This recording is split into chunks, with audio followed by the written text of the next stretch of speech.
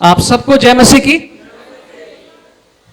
मेरे ख्याल से सुबह बहुत अच्छा नाश्ता करने के बाद और इतनी अच्छी वर्शिप सेशन के बाद शायद सबकी बैटरी फुल है।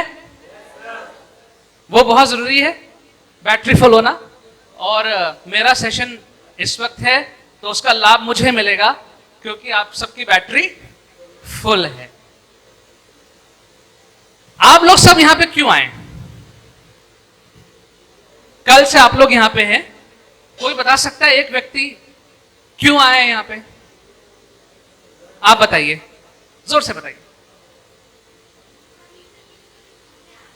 परमेश्वर के विषय में कुछ सीखने आए हैं। पहली बार में सही जवाब दे दिया।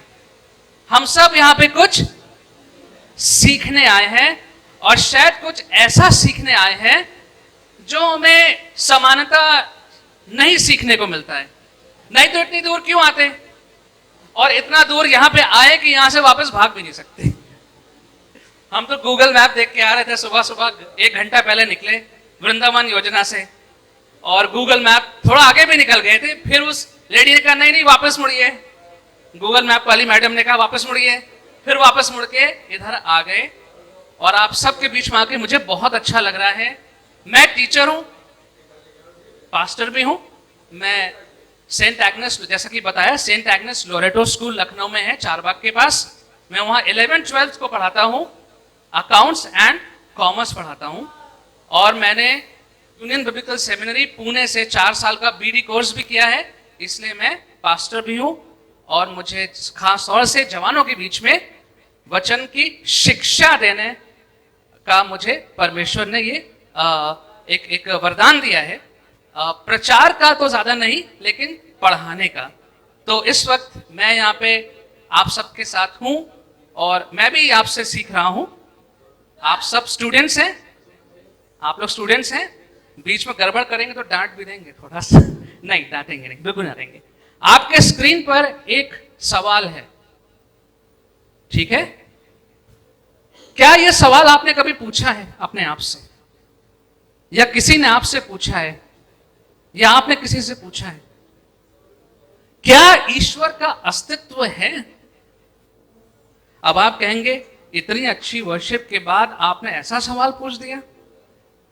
इतनी अच्छी वर्शिप के बाद यीशु नाम की जय और सारे गाने गाए हम लोग ने। मैं भी वर्शिप लीड करता हूं अपने चर्च में।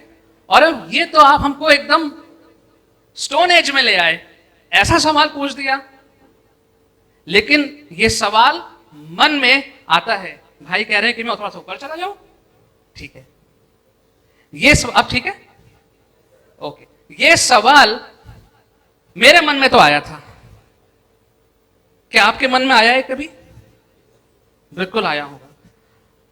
यह सवाल इसलिए आवश्यक है क्योंकि कई बार हम लोग मसीह परिवारों में पैदा होते हैं और बहुत सी चीजें हम प्रिज्यूम कर लेते हैं, मान लेते हैं। संडे स्कूल गए, फिर चर्च में गए, वहां पे कई हमने पादरी साहब के सरमन सुने, यूथ में गए और कुछ चीजों को मान लेते हैं। हमारे पापा भी ऐसे ही करते हैं, मम्मी भी ऐसे ही करती हैं, चर्च में ऐसे ही होता है, ऐसे ही होता होगा। लेकिन हमारा जो विश्वास है वो हमें वचन प्रेरणा देता है कि हम सवाल पूछें। और वैसे भी आज के समय में हिंदुस्तान में ज्यादा लोग सवाल पूछते नहीं है, लेकिन हमारा विश्वास हमें इस बात की अनुमति देता है कि हम सवाल पूछें। We have a faith which enquires.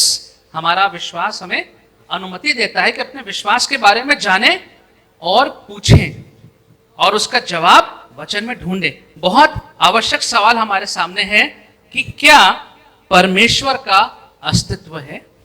और यह सवाल सदियों से लोग पूछते आए हैं, जूझते आए हैं, इसके आंसर में जूझते आए हैं। और कई लोगों का कहना है कि भाई ऐसा है, हम तो ये सब नहीं मानते, हम ये सब नहीं मानते। बहुत से लोगों का ऐसा कहना है। जरा इसको ठीक कर लें। 2 प्रकार के लोग आपने देखे होंगे। ये टीचिंग सेशन है मित्रों, थोड़ा सा ध्यान ज्यादा लगाना पड़ेगा। और जो आज इस सेशन की बातें हैं थोड़ी फिलोसॉफिकल बातें हैं, दर्शन शास्त्र की बातें हैं, थोड़ा दिमाग ज्यादा लगाना पड़ता है उसमें, ठीक है? कहानी नहीं है, ठीक है? आप स्टूडेंट्स हैं, आप लोग सब जानते हैं, पढ़ने के लिए दिमाग जोर लगाना पड़ता है। नास्तिक और आस्तिक, एथीस्ट एंड थीस्ट। कौन होता है नास्तिक? जो परमेश्वर को नहीं मानता। ठीक है, मान लेते हैं अभी के लिए आपका जवाब सही है। और आस्तिक कौन होता है? जो परमेश्वर को मानता है। और ऐसे बहुत से लोग आपके मित्र हो सकता है, या कहीं आपने देखा हो, पढ़ा हो, जो कहते हैं कि भाई ये सब तमाशा है, ये सब धर्म और ये सब ईश्वर और ये सब चीजें हम नहीं मानते। कहां कहां है? हमें तो नहीं दिखता कहीं। अगर परमेश्वर है तो इतनी बीमारियां क्यों हैं? अगर परमेश्वर है तो बच्चे क्यों मर रहे हैं? अगर ऐसा है तो वैसा, हम नहीं मानते। लेकिन फिर ऐसे लोग भी हैं जिनकी ईश्वर में बहुत आस्था है, बहुत विश्वास। तो ये दोनों प्रकार के लोग आपको देखने को मिलते हैं। तो जो विश्वास करते हैं उनको तो भी हम अलग कर देते हैं, लेकिन ये जो नास्तिक है या तो विश्वास नहीं करते, क्योंकि इनका क्या कहना है कि परमेश्वर का अस्तित्व नहीं है। तो जो एथीस्ट हैं, इनका मत कहना यह होता है कि देयर इज नो गॉड, कोई परमेश्वर नहीं है, नकारात्मक। और कभी कभी हो सकता है विश्वासियों के मन में भी ऐसी परिस्थितियां आ जाएं जहां पे एक प्रश्न चिन्ह बन जाता है, मेरे साथ इतना बुरा हो गया, ये ऐसा हो गया, परिवार में ऐसा हो गया, इतना खराब हो गया, वेयर इज गॉड? कहां है परमेश्वर? अगर परमेश्वर मुझसे प्यार करते हैं और मुझे जानते हैं तो ऐसा क्यों होने दिया? शंका आती है कि नहीं आती है? आती है। तो कभी कभी यह प्रश्न चिन्ह बन जाता है। लेकिन हम ध्यान रखेंगे अपना आज के टॉपिक पे, जिस पर हमको यह देखना है कि परमेश्वर का अस्तित्व है कि नहीं। अगर है तो हम कैसे उसको समझ सकते हैं। ये जो टर्म है एथीस्ट या नास्तिक, ये अपने आप में अपने आप को खंडित करता है। कॉन्ट्राडिक्ट का मतलब आपको मालूम है? अपने आप को ही काट देता है, अपने आप को ही काटता है। ये बातें मैं आपको इसलिए बता रहा हूं, आपके खुद के समझने के लिए भी, और कभी आपसे कोई पूछे या आप किसी डिस्कशन में हो तो आप भी इसी प्रकार से अपनी बात को कह सकते हैं। तो ये जो लोग कहते हैं हम तो नास्तिक हैं, और कभी कभी वो लोग बहुत घमंड से कहते हैं हम तो नास्तिक हैं, हम तो नहीं मानते। लेकिन सच ये है कि जो लोग ऐसा कहते हैं या मानते हैं वो अपने आप को खुद खंडित करते हैं, क्योंकि उनका कहना है कि ईश्वर है ही नहीं। अब ऐसा कहने में क्या गलत है? एथिस्ट अगर यह कहता है कि कोई ईश्वर नहीं है, कहीं नहीं है, ऐसा कहने में गलत क्या है? एक उदाहरण आपको देता हूं, जरा ध्यान से समझिएगा, ठीक है? अगर मैं ये कहूं पूरे ब्रह्मांड में कोई भी ऐसा काला चकोर पत्थर नहीं है जिसके ऊपर 7 सफेद दाग हैं। पूरे ब्रह्मांड में, पूरे यूनिवर्स में ऐसा कोई भी काला चकोर स्क्वायर पत्थर नहीं है जिसके ऊपर 7 सफेद दाग हैं। इस स्टेटमेंट में क्या गलत है? क्या यह स्टेटमेंट सही है? क्या लगता है आपको? गलत है। क्यों गलत है? क्यों गलत लगता है आपको यह स्टेटमेंट?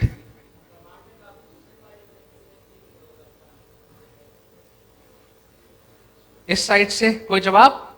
क्या आपको लगता है यह सही है या यह गलत है, या क्यों गलत है? ये हाँ, किसी ने हाथ उठाया जी। सॉरी, आपने देखा है? नहीं, आपने ऐसा पत्थर देखा है? 7 बार गिना था आपने? बात नहीं।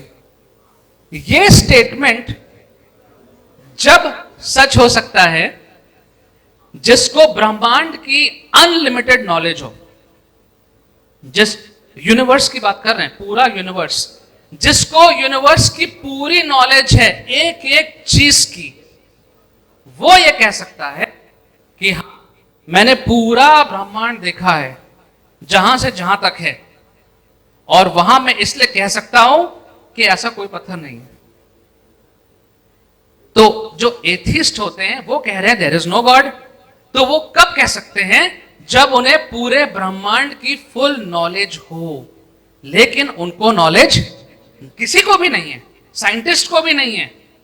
अभी कितना, आप लोग तो साइंस पढ़ते हैं, अभी कितना आगे तक तो हम जा ही नहीं पाए ना अंतरिक्ष यानों से, हमको मालूम ही नहीं है। तो ये कहना कि there is no God is wrong. तो क्या कहना चाहिए? जो अपने आप को एथिस्ट कहता है या जो ये कहता है कि देयर इज नो गॉड, परमेश्वर नहीं है, कोई अस्तित्व नहीं है, वो ये कह सकता है, उनको हम बोल सकते हैं एग्नोस्टिक या अज्ञेयवादी। हिंदी इंग्लिश दोनों के टर्म्स मुश्किल हैं, लेकिन आपको शायद विचार याद रहेगा। हम ये कह सकते हैं कि भाई हमको मालूम नहीं है, अगर ईश्वर होगा तो मुझे मालूम नहीं है, हो सकता है हो, लेकिन क्योंकि मुझे पूरी नॉलेज नहीं है इसलिए मैं दावे से नहीं कह सकता हूं कि ईश्वर नहीं है। क्या इस बात में, तर्क में आपको क्या लगता है, तर्क सही है? यह तर्क सही है। तो यदि कोई अपने आप को कहे कि देखिए मैं तो नास्तिक हूं, मैं तो नहीं मानता, तो आपसे कह सकते हैं कि नहीं, आप नास्तिक नहीं हैं, आप एग्नोस्टिक हैं, आप अज्ञेयवादी हैं। जिसका मतलब क्या होता है कि हमें यह मानना पड़ेगा कि हमें पूरे ब्रह्मांड की पूरी नॉलेज नहीं है। हो सकता है ईश्वर हो, आपको अभी तक उसका दर्शन नहीं आया, कोई बात नहीं, क्या पता आ जाए, लेकिन ये नहीं कह सकते that there is no God. ठीक है? अभी तक ठीक है? सब लोग सहमत हैं? ठीक है।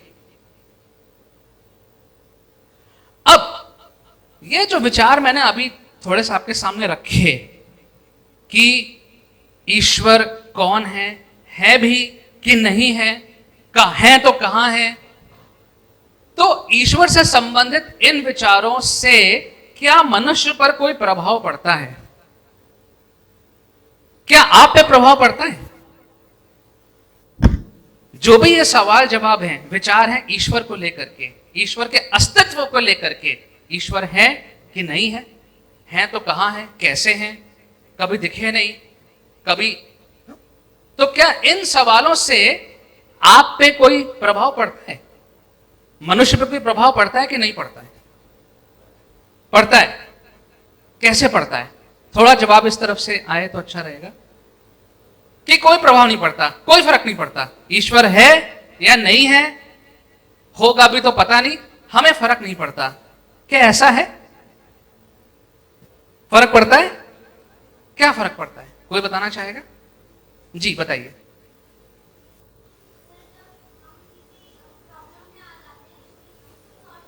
जी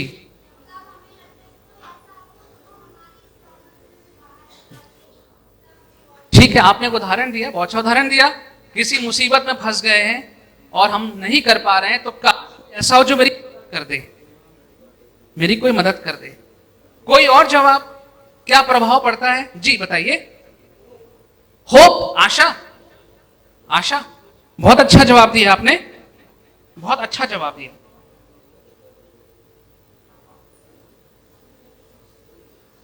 जो दर्शन शास्त्री रहे हैं, फिलोसफर्स, उनका यह मानना है कि इस सवाल से आपके और मेरे ऊपर बहुत प्रभाव पड़ता है, और जिस प्रकार के ईश्वर की धारणा आपके मन में है उससे बहुत प्रभाव पड़ता है। अगर कोई यह कहे कि हम तो ईश्वर को नहीं मानते, हमें कोई फर्क नहीं पड़ता, हम न्यूट्रल हैं, कार में एक न्यूट्रल गियर होता है ना, बाइक्स में न्यूट्रल है, मतलब हम ना इधर है ना उधर है, हम न्यूट्रल हैं। न्यूट्रल कोई नहीं होता है, आपका माइंड किसी ना किसी तरफ होगा। एक दर्शन शास्त्री ने बोला कि परमेश्वर में ना विश्वास करने का मतलब यह नहीं है कि हम किसी बात में विश्वास नहीं करते हैं। मैं रिपीट करूंगा, परमेश्वर में ना विश्वास करने का मतलब यह नहीं है कि हम कुछ नहीं मानते, लेकिन स्थिति बहुत खराब है, हम किसी भी बात में विश्वास करना शुरू कर देते हैं। जब हम परमेश्वर में विश्वास नहीं करते, तब हम किसी भी बात में विश्वास करना शुरू कर देते हैं। हमारा जीवन वैक्यूम में कभी नहीं रहता। वैक्यूम समझते हैं? खाली, साइंस वाले सब लोग समझते हैं। वैक्यूम में हमारा जीवन कभी नहीं रहता है, कहीं ना कहीं हमारे मन का रुझाव रहेगा। 19वीं शताब्दी में एक जर्मनी का फिलोसफर था फ्रेडरिक नीचे। किसी ने नाम सुना है? अरे बहुत अच्छी बात है, फ्रेडरिक नीचे। क्या सुना है आपने इसके बारे में? क्या बात याद है? आप कुछ याद है इसके बारे में? कुछ भी याद? नाम सुना है? किसी को याद है जिसने हाथ उठाया था? जी बताइए। लाइफ के रिकॉर्डिंग, ठीक है। इन्होंने एक बड़ी चौंका देने वाली बात कही थी 19वीं शताब्दी में, और इन्होंने कहा God is dead, God is dead, परमेश्वर मर चुका है। और इन्होंने इस पे किताबें लिख दी। और फिलोसफर को तो आप जानिए, जो दर्शन शास्त्री होते हैं, कुछ भी लिख दें लोग पढ़ना शुरू कर देते हैं। ये जर्मनी की बात है। और आपको मालूम है कि गॉड इज डेड जो इसने लिखा और जो इसने बातें लिखी, फ्रेडरिक नीचर ने, इनका पाठक मतलब जो इनकी चीजों को पढ़ता था, उसमें से एक व्यक्ति कौन था? हिटलर। और हिटलर ने क्या किया आप जानते हैं? किसको मालूम है हिटलर ने जर्मनी में क्या किया था? बताइए। उसको कितने? 6 मिलियन। मिलियंस कितना होता है लाखों में? मुझे तो, मैं भूल जाता हूं कैलकुलेशन। तो 60 लाख हो गया। 60 लाख है ना? Is it correct? 60 lakh. 6 million, 60 lakh, बहुत हो गया 60 लाख। अरे 6 मिलियन ही मान लेते, मिलियंस भी बहुत होता है ना। इतने ज्यूस को हिटलर ने, आप लोग सब जानते हैं, होलोकॉस्ट आपने पढ़ा है, सुना होगा, हिस्ट्री में पढ़ा होगा। कैसे? जब परमेश्वर है ही नहीं तो हम किसको हमारी जवाबदेही नहीं बनती। तो सवाल क्या था? ईश्वर के बारे में आप क्या विश्वास करते हैं या नहीं करते हैं, उससे बहुत प्रभाव पड़ता है। इसीलिए ये सवाल हमारे लिए जानना, इसका जवाब ढूंढना बहुत आवश्यक है। 2 कारणों से प्रभाव पड़ता है, बहुत से कारण है, मैंने 2 आपके लिए सामने रखे हुए हैं। यदि ईश्वर का अस्तित्व नहीं है तो हमारा जीवन व्यर्थ है। यदि ईश्वर नहीं है, कोई अस्तित्व नहीं है, तो फिर हमारा जीवन व्यर्थ है।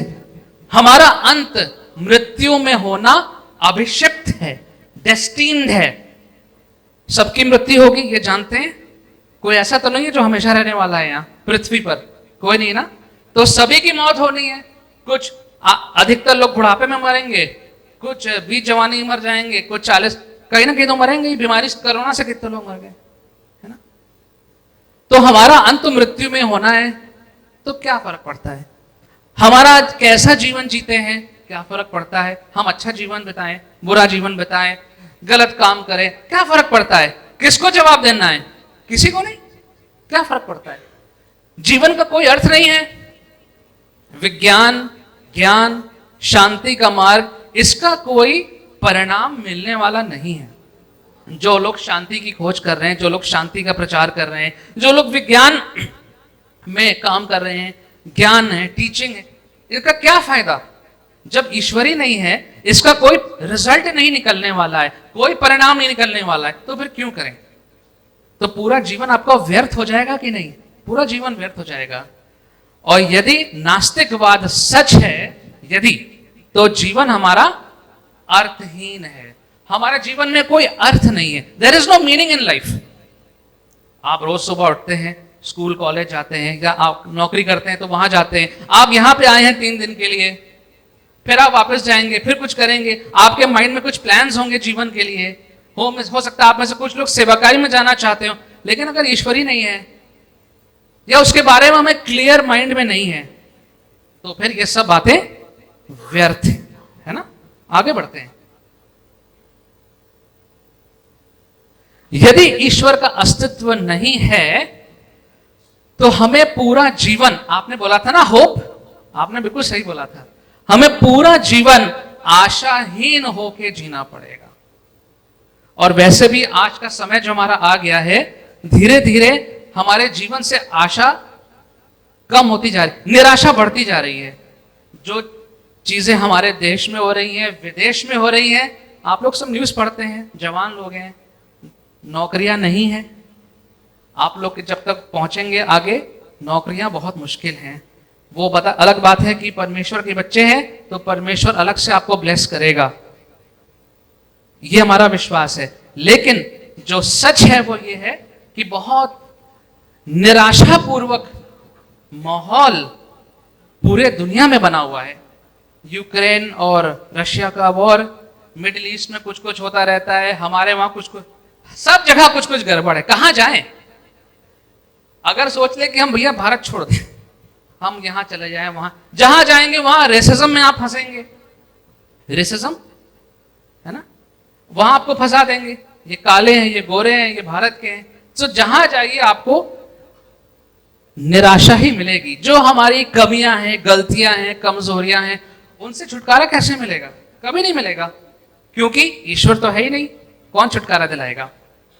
बुराई, बूढ़ा होना, बीमारियां, मृत्यु से कोई छुटकारा नहीं मिलेगा। और कब्र के आगे कोई जीवन है कि नहीं? बहुत से लोग ये सवाल पूछते ना, मरने के बाद क्या होगा? क्या होगा मरने के बाद? क्या होगा? आपका क्या होगा? न्याय? और जो लोग परमेश्वर को नहीं मानते हैं वो क्या जवाब देंगे? पता नहीं, क्लियर नहीं है।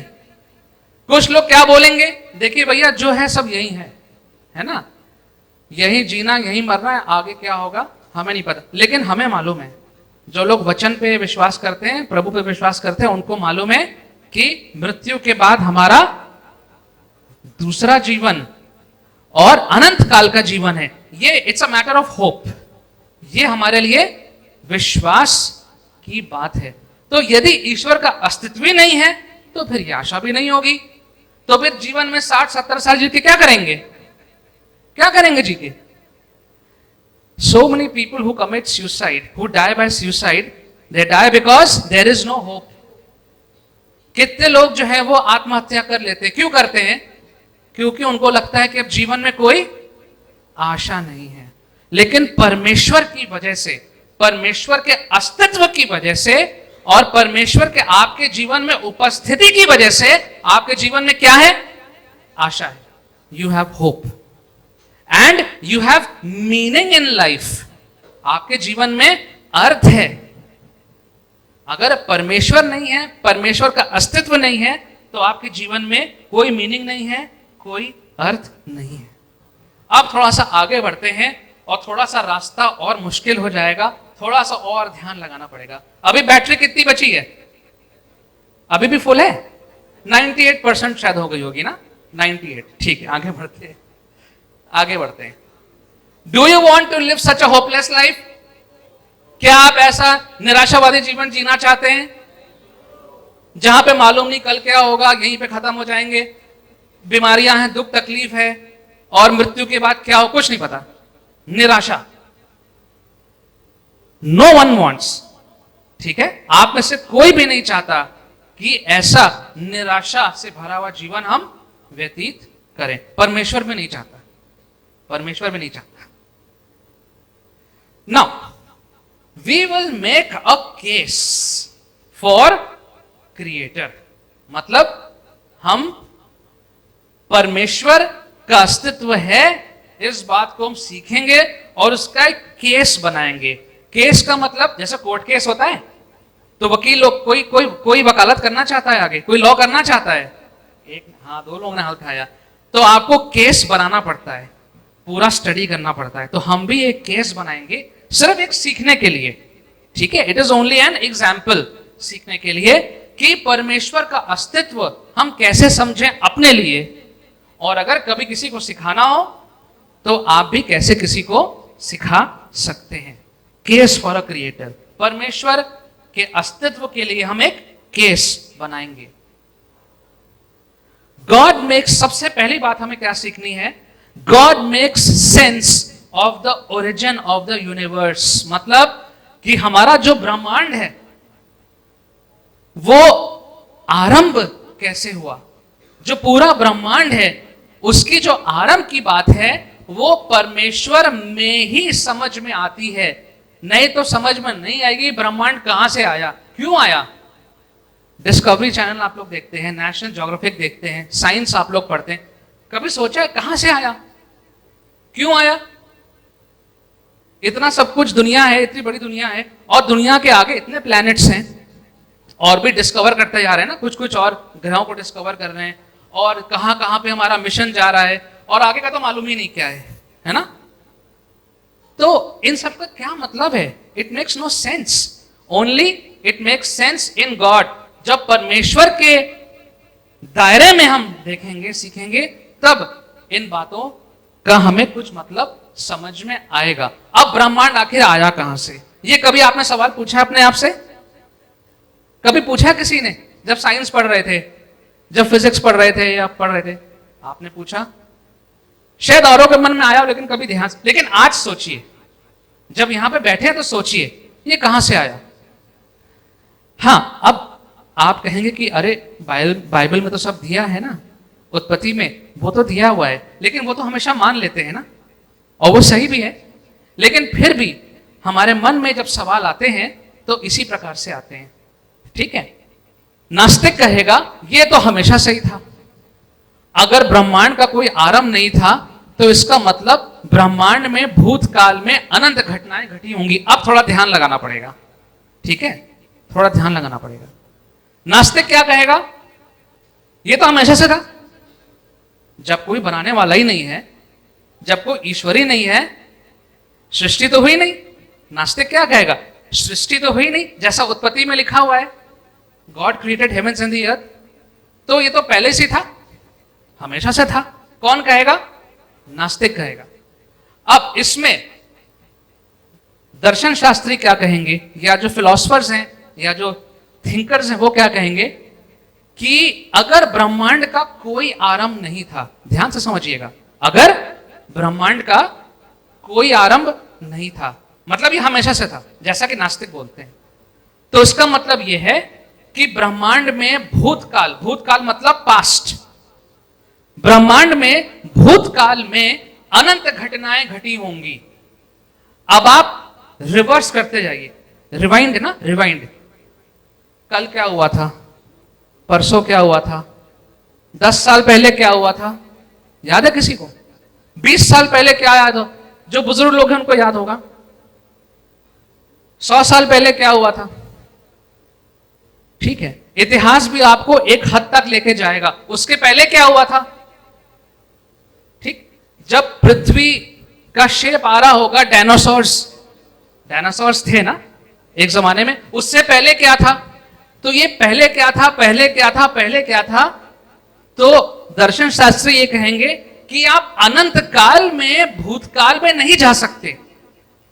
आप मेरी बात को समझे, थोड़ा सा मुश्किल है, लेकिन समझ में थोड़ा थोड़ा तो आ रहा होगा, नहीं आ रहा, कि आप पास्ट में, पास्ट भूतकाल में अनंत काल तक नहीं जा सकते। It is an philosophical impossibility, ये असंभव है।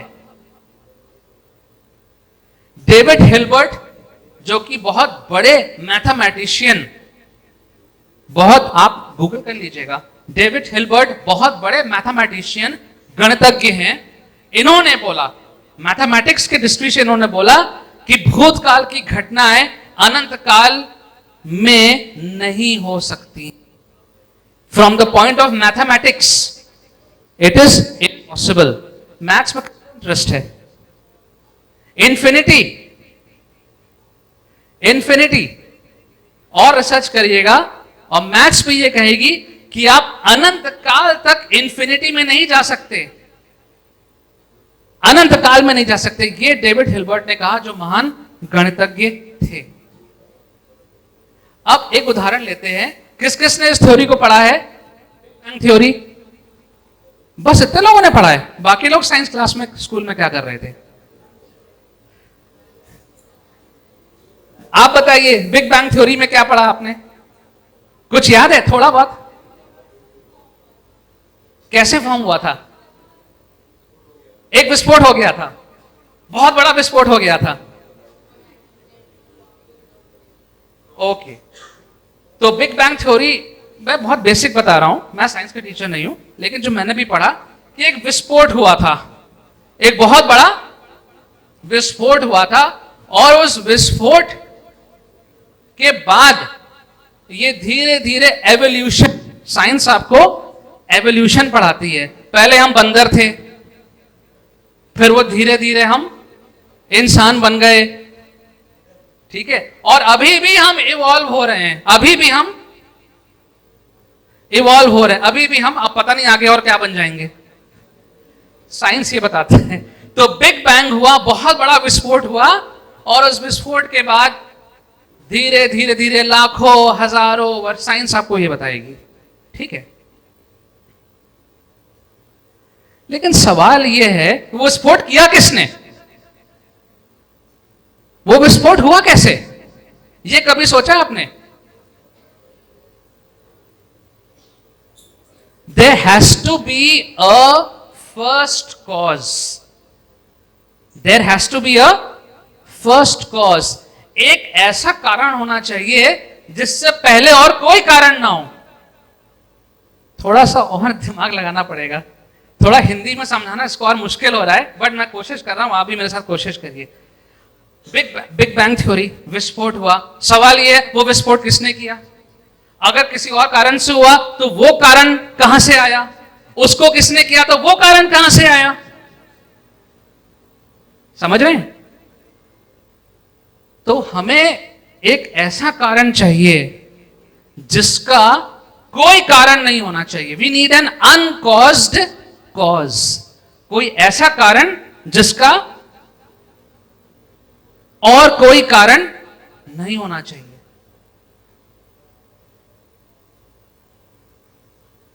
परमेश्वर ही एकमात्र ऐसे व्यक्ति है, एक ऐसा व्यक्ति जो अस्तित्व में है, जिसके अस्तित्व का कारण कहां है?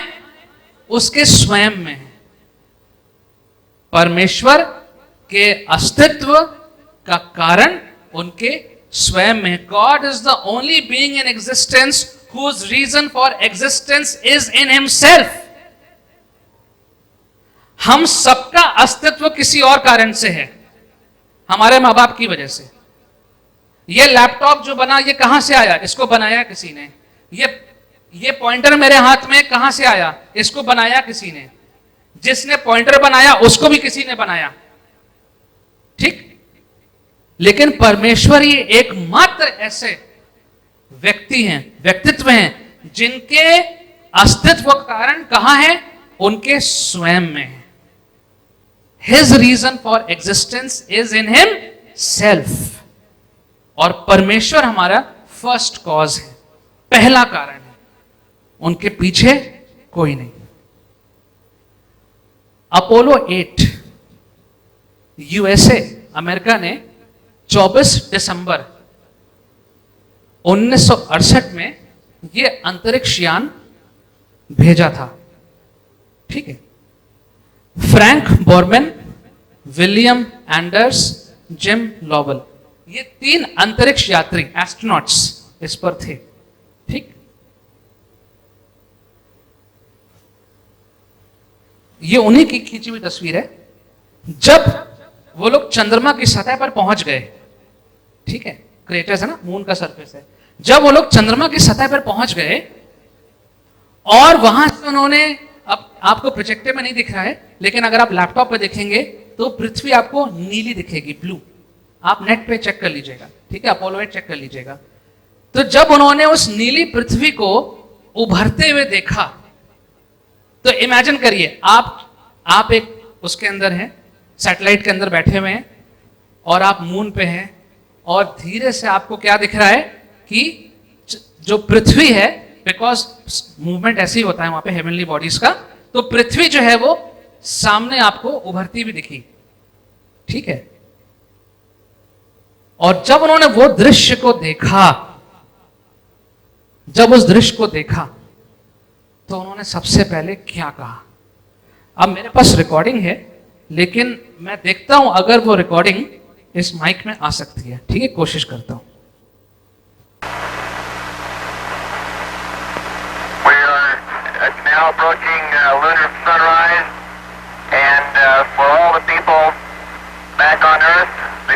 Apollo 8 has a message that we would like to send to you. In the beginning, God created the heaven and the earth. And the earth was without form and void, and darkness was upon the face of the deep. And the Spirit of God moved upon the face of the waters. And God said, "Let there be light." And there was light. And God saw the light, that it was good, and divided the light from the darkness.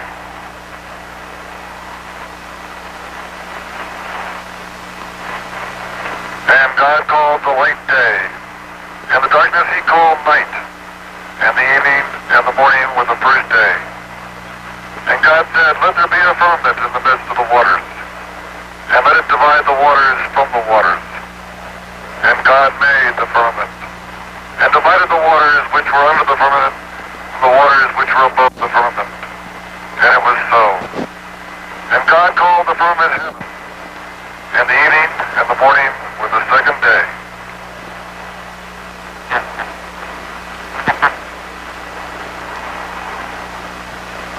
And God said, "Let the waters under the heaven be gathered together into one place, and let the dry land appear." And it was so. And God called the dry land earth, and the gathering together of the waters called he seas. And God saw that it was good.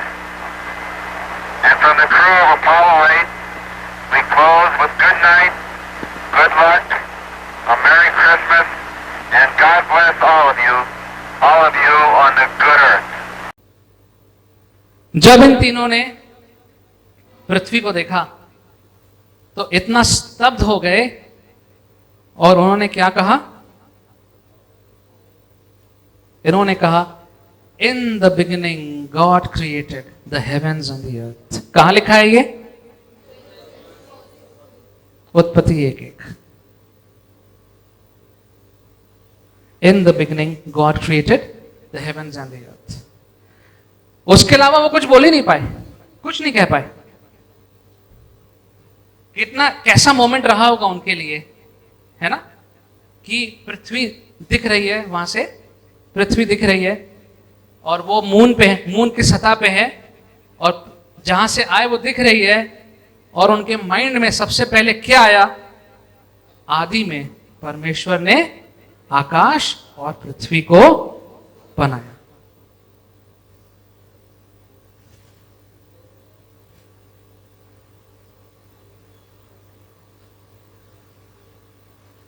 जो हमारा सृष्टि करने वाला परमेश्वर है, मेरा विश्वास है कि आप सब परमेश्वर में अटूट विश्वास रखते हैं, और यहां से जाने के बाद आपका विश्वास और मजबूत होएगा। ये हम सब की प्रार्थना है, इसीलिए आप यहां पे हैं, ठीक है।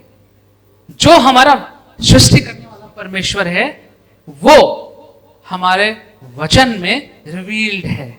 हमारा वचन हमको बताता है कि ये कौन है परमेश्वर। कौन है यह परमेश्वर? हमारा प्रभु यीशु मसीह, जिसकी आप सुबह आराधना कर रहे थे, गाने गा रहे थे ना, यीशु नाम यीशु नाम यीशु नाम की जिस नाम में है शांति, गा रहे थे ना। तो हमारा वचन हमको बताता है कि ये जो परमेश्वर है, और खास तौर से नए नियम में ये एकदम स्पष्ट है। हम सब जानते हैं कि वचन देहधारी हुआ और परमेश्वर स्वयं पृथ्वी पे आए, यीशु मसीह स्वयं आए, और उन्होंने आके और क्लियर कर दिया, बिल्कुल क्लियर कर दिया कि हमारा परमेश्वर कौन है। हमारा परमेश्वर यीशु मसीह है। कुछ पदों को हम देखेंगे, ज्यादा नहीं, 2 पदों को देखेंगे, जिससे हम ये पद तो बहुत सारे हैं लेकिन समय बहुत सारा नहीं है हमारे पास, कि यीशु मसीह ने के बारे में क्या लिखा है वचन में। कोलोसियों 1:15 से 17 कोई पढ़ देगा मेरे लिए? कोलोसियों 1:15 से 17 कोई भी पढ़ दीजिए।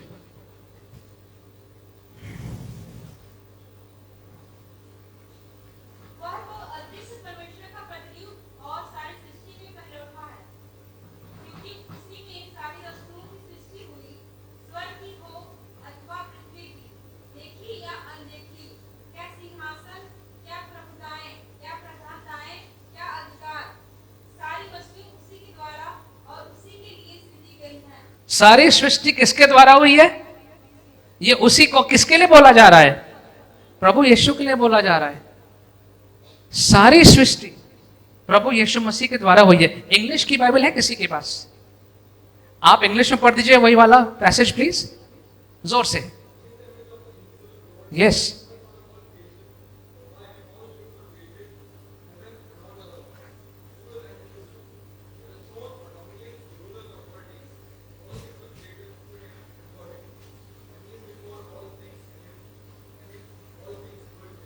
In him all things hold together. सारा ब्रह्मांड किसके ऊपर, किसके अंदर रुका हुआ है? प्रभु यीशु मसीह में। He is the image of the invisible God. जिस परमेश्वर को हम कहते हैं कहां है, कौन है, दिखाई नहीं देता, कहां है, क्या परिचय है? वचन बताता है प्रभु यीशु मसीह उस अदृश्य परमेश्वर की छवि है। प्रभु यीशु मसीह में हम उस परमेश्वर को जानते हैं। एक पद और देखेंगे, इब्रानियों 1:3, Hebrews 1:3। और ये मेरी लास्ट स्लाइड है, इसलिए आप रिलैक्स रहिए।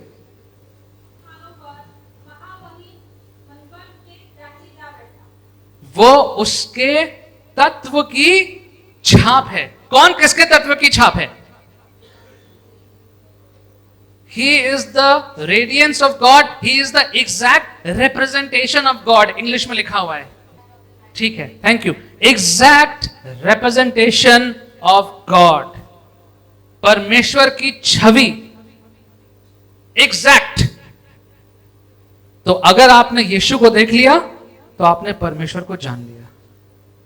अब सवाल आपके मेरे सामने यह है कि यीशु को जानते हैं कि नहीं जानते हैं? हो सकता है यीशु के बारे में बहुत जानते हो, यीशु के बारे में बहुत जानते हो। जैसा कि मैं कोई भी कैरेक्टर ले लें, राहुल गांधी मान लीजिए, उनके बारे में जानता हूं, बहुत तो नहीं, उनके बारे में जानता हूं। लेकिन क्या मैं राहुल गांधी को जानता हूं? नहीं, मैं तो नहीं मिला उनसे कभी। तो कभी कभी लोग धोखा खाते हैं। हाँ, मैं यीशु के बारे में बहुत जानता हूं, मैंने पढ़ा है, बाइबल में पढ़ा है, प्रार्थना करते हैं, गाने गाते हैं, लेकिन क्या यीशु को जानते हैं व्यक्तिगत रीति से? यह सवाल आपके सामने है और मैं चाहूंगा कि इस कैंप के खत्म होने तक इस सवाल का क्लियर जवाब आप ढूंढ लें कि क्या मैं यीशु को व्यक्तिगत रीति से जानता हूं कि नहीं जानता हूं, क्योंकि वो हमारा सृष्टिकर्ता परमेश्वर है, उसी में हमारी आशा है, उसी में हमारी होप है। अगर उसको नहीं जानते तो फिर हमारे पास कोई आशा नहीं है, कुछ नहीं है। ठीक है, मेरा टाइम, समय खत्म होने में 2 मिनट रह गए हैं।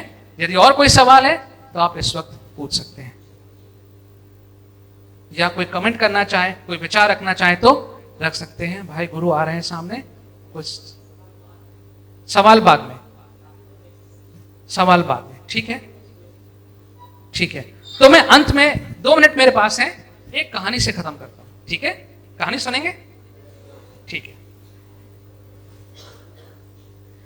एक भिखारी था और वो भिखारी सड़क पे एक जगह रोज बैठता था, वहां बैठ के भीख मांगता था। ठीक है, बाइबल सब बंद कर लीजिए और आराम से कहानी को सुनिए, ठीक है? रोज एक जगह बैठ के वो भीख मांगता था और वहां पर एक नौजवान वहां से रोज गुजरता था और वो नौजवान रुक करके हमेशा उस भिखारी को कभी पैसा, कभी खाना, कभी कपड़ा उसको देता था। और ये रोज का दिनचर्या थी, रोज ऐसे ही होता था। एक दिन वो नौजवान नहीं आया, भिखारी वेट करता रहा, रुका रहा, सुबह से शाम हो गई, वो नौजवान नहीं आया। नेक्स्ट डे हो गया, फिर नौजवान नहीं आया, 2-3 दिन निकल गए। अब भिखारी ने सोचा कि क्या बात है, ये जो इतने सालों से ये नौजवान रोज आता था, मुझसे बात करता था, मुझे कुछ कुछ देता था, क्या हो गया, मैं भी जरा पता करूं। तो कहीं से पूछते इधर उधर गया तो उसको पता लगा कि एक बहुत बड़ा महल जैसा घर है, कोठी है बहुत बड़ी, ये जो नौजवान है ये तो वहां रहता है। तो वो गया, थोड़ा सा डरते डरते, भिखारियों को कौन आने देता है, बड़ी मुश्किल से गया, गेट पे पूछा कि यहाँ पे नौजवान एक ऐसा दिखने में ऐसा था, वो कहाँ है वो? तो उसने कहा कि उनकी तो मृत्यु हो गई है, उनकी तो मृत्यु हो गई है। अब इस भिखारी को बहुत दुख लगा कि जो जवान उससे मिलता था, उसके हालचाल पूछता था और खाने पीने को देता था, तो उसको बहुत बुरा लगा कि ये नौजवान को क्या हो गया, पता नहीं क्या हुआ। खैर अब क्या कर सकते हैं। फिर क्योंकि वो उसी एरिया में बैठता था, उसको पता लगा एक दिन कि वहां पर उस महल में वो महल बिकने वाला है, वो महल बिकने वाला है और वहां की सारी चीजें जो है वो बिकने वाली है। अब इस बीच इस भिखारी को इतना दुख हुआ उस नौजवान का कि इसने कहीं से भीख मांग के कुछ पेंसिल्स, क्रेयॉन्स जमा करके उसने उस नौजवान की एक तस्वीर बनाई। जैसे भी, क्योंकि तो कोई तरीका था नहीं, उसके पास एक तस्वीर बनाई। और इस बीच उसने वो तस्वीर जाकर के उस महल का जो ओनर था, उस नौजवान का जो बाप था, उसको वो तस्वीर दी कि देखिए आपका जो बेटा था वो आता था और मुझसे मिलता था और मैंने एक तस्वीर बनाई है। तो उसने फादर को दे दी, फादर ने रख ली उसके, और कुछ नहीं हुआ। फिर वो वापस आ गया भिखारी। उसके बाद पता चला कि ये सब बिकने वाला है, तो वो भिखारी भी वहां पे चला गया। फिर जब वहां चला गया तो पता उसको ये लगा कि असल जो बाप है वो भी मर गया और अब ये सारी प्रॉपर्टी सेल हो रही है। तो भिखारी भी जाके बैठ गया वहां पे, देखें भाई क्या हो रहा है, जैसा आप लोग बैठे हैं वो भी बैठ गया। उसने देखा बहुत सी वस्तुएं बिकने को लगी हुई हैं, दीवार पे बहुत सी चीजें लगी हुई हैं, पेंटिंग्स लगी हुई हैं, क्योंकि वो जो फादर था वो पेंटर था। उसने देखा वहां पे एक कोने में जो चित्र उसने बनाया था वो चित्र भी लगा हुआ। अब वहां बोलना शुरू हुई, लोग खरीदारी करने आए थे ना, बोली लगना, ऑक्शन शुरू हुआ। तो कोई किसी को ये चाहिए, किसी को वो चाहिए, वो वाली पेंटिंग, ये वाली पेंटिंग, महंगे महंगे सब जाने लगे। और उस चित्र पर तो किसी का ध्यान भी नहीं जा रहा था, कौन उस चित्र को लेकर, इतनी महंगी लगी हुई थी। तो अंत में सब चीजें बोलियां लगने लगी। फिर ये भिखारी भी उठा पीछे से, बड़ी और उसने कहा कि मुझे वो वाला चित्र चाहिए, क्योंकि उसको मालूम था कि तो फेंक देंगे, कौन उसको रखेगा। उसने कहा मुझे वो वाला चित्र चाहिए। तो जब उसने उस चित्र को मांगा तो जो लोग वहां पे उस ऑक्शन को, कुड़की को करवा रहे थे, वो वकील खड़े हुए, उन्होंने कहा कि देखिए यहाँ के जो वसीयत लिखी गई थी, जो यहाँ के फादर ने, बाप ने वसीयत लिखी थी, उस वसीयत में यह लिखा हुआ था कि पूरी बिक्री में यदि कोई मेरे पुत्र के चित्र को खरीदना चाहेगा तो सारी संपत्ति उस व्यक्ति को दे दी जाएगी। He who has the son has everything. बात याद रहेगी। He who desires to have the son has everything. जो परमेश्वर के पुत्र को प्राप्त करना चाहता है, चाहती है, उसको परमेश्वर सब कुछ दे देंगे। आमीन। आइए प्रार्थना करें। प्यारे पिता परमेश्वर, हम आपका धन्यवाद करते हैं कि आपने अपने वचन के द्वारा अपने आप को प्रकट किया है, अपने आप को प्रकाशित किया है, और आपने हमें इतने अवसर दिए हैं कि हम आपको जान सकते हैं, पहचान सकते हैं और अपने जीवन में आपको ग्रहण कर सकते हैं। और यीशु मसीह के द्वारा आपने हमें तो इतना सुंदर अवसर दिया है कि हम अपने उद्धारकर्ता मानते हुए यीशु को अपने जीवन में सकते हैं। हम जानते हैं प्रभु कि हमारी सारी आशाएं, हम जो भी करना चाहते हैं जीवन में, वो सब आशाहीन है, अर्थहीन है, अगर हमारे जीवन में यीशु ना हो, परमेश्वर आप ना हो। हमारी प्रार्थना है प्रभु कि जब आज हम और हमारे जवान खास तौर से ने इन बातों पर विचार किया है प्रभु, तो इन सारी बातों को उनके दिल में, हमारे दिलों में बैठा दीजिए परमेश्वर। हम इसके बारे में और सोचें, हमें इसके बारे में और विचार दीजिए और दर्शन दीजिए प्रभु, ताकि हम इस सवाल के जवाब को खाली छोड़ के आगे ना बढ़ जाएं और इस सवाल के जवाब को ढूंढें, और इसका जवाब प्रभु यीशु मसीह में ढूंढते हुए, डिस्कवर करते हुए हम प्रभु को, यीशु को उद्धार करता ग्रहण करके ही यहां से जाएं। परमेश्वर, हमारी यह प्रार्थना है, यीशु मसीह के नाम में इस प्रार्थना को मांगते हैं।